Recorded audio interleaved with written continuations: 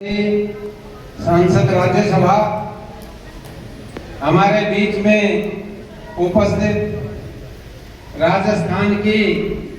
धानक समाज की शान कुलदीप इंदौरा जी जो एमपी है राजस्थान से पहली बार बनकर के गए हैं, डॉक्टर स्वामी स्वदेश कबीर जी, श्रीमान अनूप धानक जी पूर्व मंत्री हरियाणा सरकार, श्रीमान विजय कायत जी वाइस चांसलर रहे सिरसा CDLU के,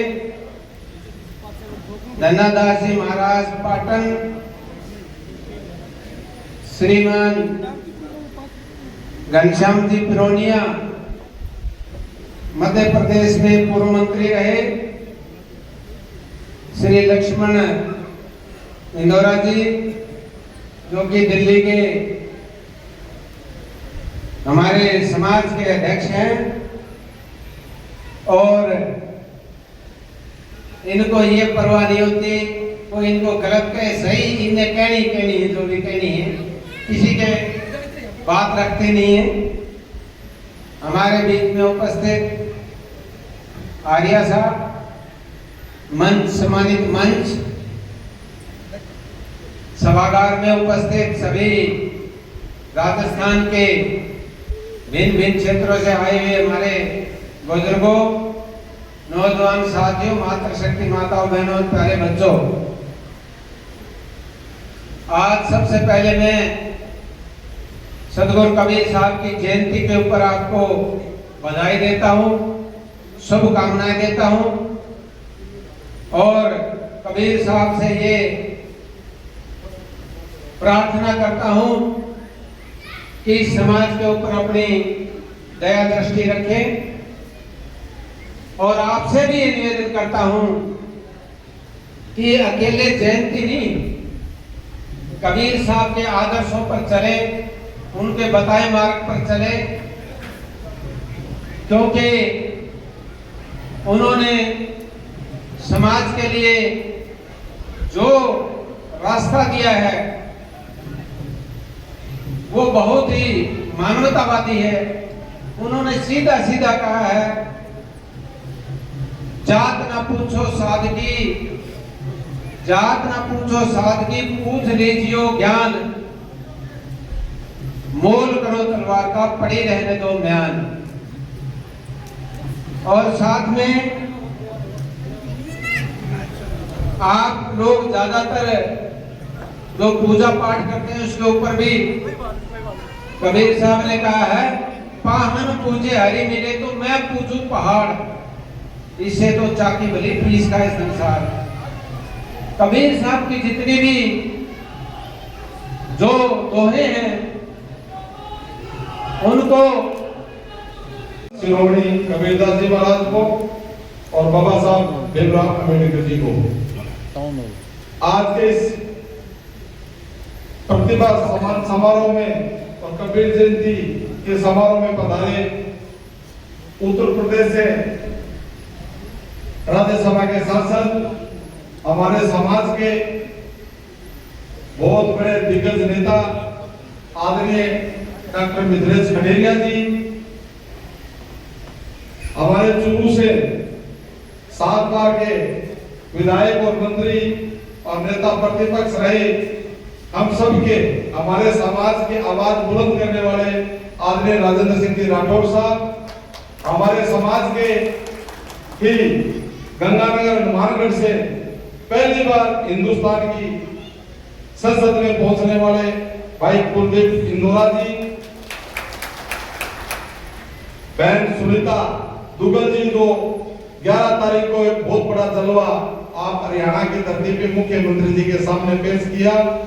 बहुत बड़ा कबीर जयंती का आयोजन, लाखों की तादाद में कृषि मंडी में जो भीड़ इकट्ठे हुई, उसके काफी लोग हमारे वहां दर्शक रहे। हमारे भाई अनूप जी धानक हरियाणा सरकार में मंत्री रहे हैं, जोगीराम जी खोटिया जी मध्य प्रदेश की सरकार में, घनश्याम पिरोनिया जी, विजय कायत जी, सुखवीर जी मुंदरिया जी, और जिनकी प्रेरणा से राजस्थान के अंदर डीएसी की मांग उठ रही है, और जब सुप्रीम कोर्ट का फैसला आया, उनके मार्गदर्शन में चूरू में एक बहुत बड़ा आंदोलन की शुरुआत डीएसी वर्ग ने की।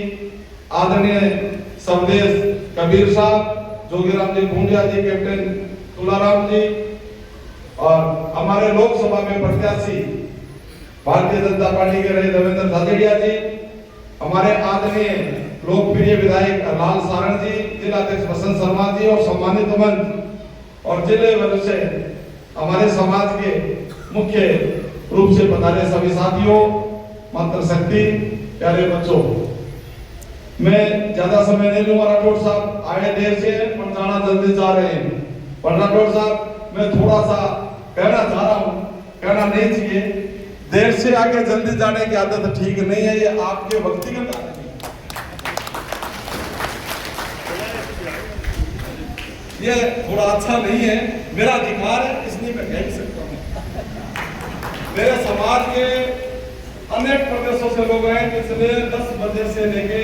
आपका इंतजार कर रहे हैं, प्रोग्राम लोकसभा में कर सकते थे, बच्चों को प्रमाण पत्र आपकी वजह से हम तो लेट हो रहे,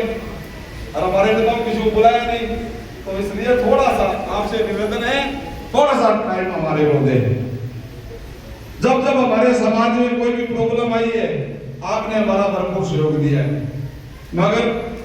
पिछले 3 वर्ष पहले आपने घोषणा की थी, छोटा सा कार्यक्रम था कि चूरू में छात्रावास का शिलान्यास करके अब के बार अपन कबीर जयंती मनाएंगे। समाज के लोग मुझे थोड़ा ऊंचा नीचा कहते हैं, इस पे विचार करने की सख्त आवश्यकता है। आदरणीय लालजी भाई साहब, आपकी जोड़ी दोनों की इस समाज में हमेशा कृपा दृष्टि रही है कि समाज ने भी आपके कृपा दृष्टि करने में कमी नहीं छोड़ी। 90% 95% वोट आपके पक्ष में डालते हैं हमेशा, और किसी भी प्रकार का ये वर्ग लोभ लालच में आने वाला नहीं है। जैसा भी भूखा है, तीसरा है, मरने मारने के लिए तैयारी नहीं,